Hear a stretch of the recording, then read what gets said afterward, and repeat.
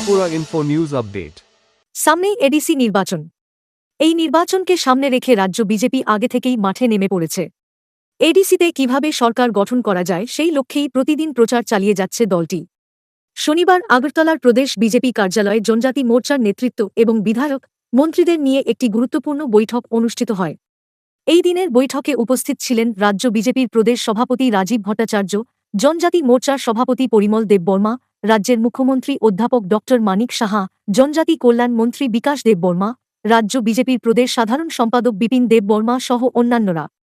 বৈঠক সম্পর্কে মুখ্যমন্ত্রী জানান, সামনে এডিসি নির্বাচনকে সামনে রেখে দল কিভাবে কাজ করবে তা নিয়ে জনজাতি মোর্চার নেতৃত্বদের সঙ্গে এই বৈঠকের আয়োজন করা হয়েছে।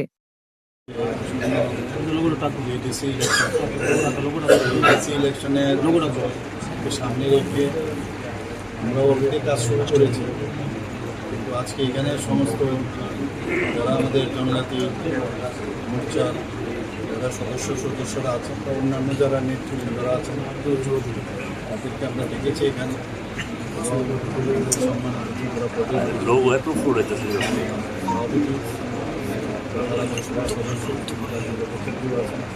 আমাদের জনজাতি মোর্চার প্রেসিডেন্টও আমাদের সাথে আছেন এবং আমাদের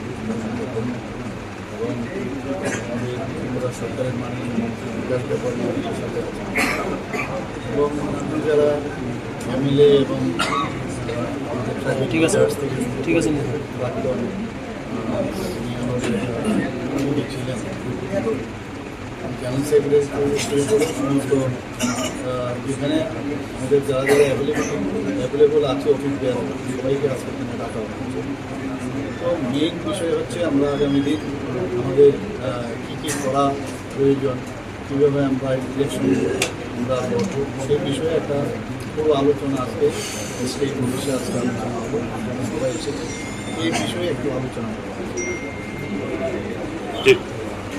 Subscribe to Tripura Info and press the bell icon so that you never miss any latest updates and news on Tripura.